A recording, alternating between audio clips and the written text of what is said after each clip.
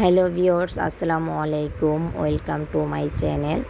আজকে আপনাদের মাঝে আমি খুবই স্বাস্থ্যকর এবং কালারফুল একটি রেসিপি শেয়ার করব। রেসিপিটি হচ্ছে তরমুজের পুডিং। ছোট থেকে বড় সবাই এই পুডিংটি খুবই পছন্দ করবে।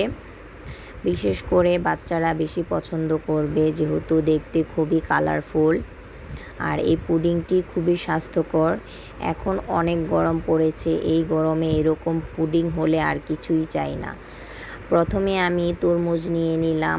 একটি ছুরির সাহায্যে তরমুজগুলো ছোট ছোট টুকরো করে নেব। টুকরো করে নেওয়ার পর ব্লেন্ডারের জারে দিয়ে দিচ্ছি ব্লেন্ড করার জন্য। এখন আমি তরমুজটা ব্লেন্ড করে নেব। এই তো আমার ব্লেন্ড করা হয়ে গেছে। ছাঁকনির সাহায্যে সুন্দর করে ব্লেন্ড করা তরমুজটাকে ছেঁকে নেব। এখানে শুধু তরমুজের রসটা প্রয়োজন, তাই সুন্দর করে ছাঁকনির সাহায্যে ছেঁকে নিচ্ছি, যেন তরমুজের বিচিগুলো ছাঁকনির মধ্যে থাকে।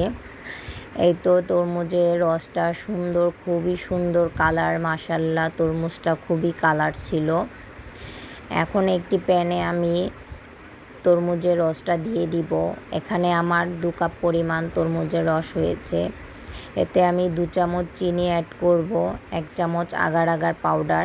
সুন্দর করে মিশিয়ে নেব। ভালো মতো মিক্স হওয়ার পরে চুলা অন করব, এর আগে করব না। এই তো ভালো মতো মিক্স করা হয়ে গিয়েছে। এখন আমি চুলাটা অন করে 2 মিনিট ধরে এটা জাল করব। বেশি জাল করার প্রয়োজন নেই। 2 মিনিট জাল করার পরে আমি একটি পাত্রে ঢেলে নিচ্ছি। ঢেলে নেওয়ার পর এটা 20 মিনিটের জন্য রেখে দেব, ভালো মতো সেট হওয়ার জন্য। এই তো 20 মিনিট পরে এটা খুব সুন্দরভাবে সেট হয়ে গিয়েছে। এখন এটাকে আমি ছুরির সাহায্যে ছোট ছোট টুকরো করে কেটে নেব। আপনারা আপনাদের পছন্দ অনুযায়ী সাইজে কাটতে পারেন। আমি সাইজটা ছোট ছোট করেছি। এই তো দেখেন কত সুন্দর লাগতেছে, খুবই সুন্দর কালার ছিল তরমুজটার। তো দেখতে খুবই ভালো লাগতেছিল। এগুলো সুন্দর করে টুকরো করার পর একটি প্যানে দুধ ঢেলে নিলাম 2 কাপ পরিমাণ। এখন এতে 3 চামচ চিনি অ্যাড করে দিচ্ছি আর 1 চামচ আগার আগার পাউডার। এটাকে এখন ভালো মতো মিশিয়ে নেব। মিশিয়ে নেওয়ার পর চুলাটা অন করব, এর আগে করব না। এই তো ভালো মতো মিশিয়ে নেওয়ার পর চুলাটা অন করে দিয়েছি। এটাও বেশি সময় ধরে জাল করার প্রয়োজন নেই। এখন আমি একটি পাত্রে দুধটা ঢেলে নিচ্ছি। ঢেলে নেওয়ার পর এটা ঠান্ডা করে নেব। ঠান্ডা হয়ে যাওয়ার পর এতে আমি তরমুজের ছোটো করে কাটা যে জেলিটা ছিল সেটা ঢেলে দিচ্ছি।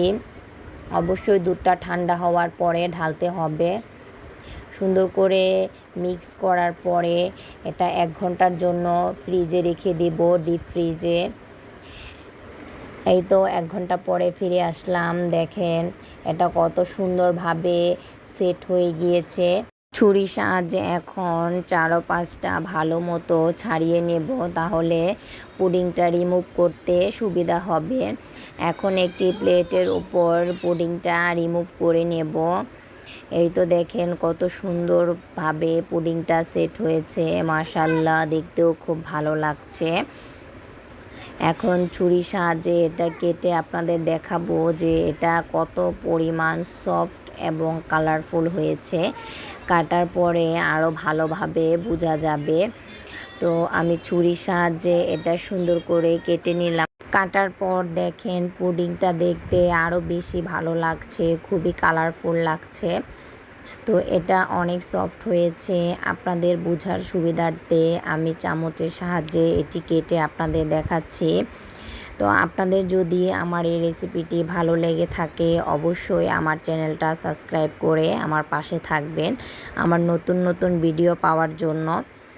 সেই পর্যন্ত সবাই ভালো থাকবেন, সুস্থ থাকবেন। আল্লাহ হাফেজ।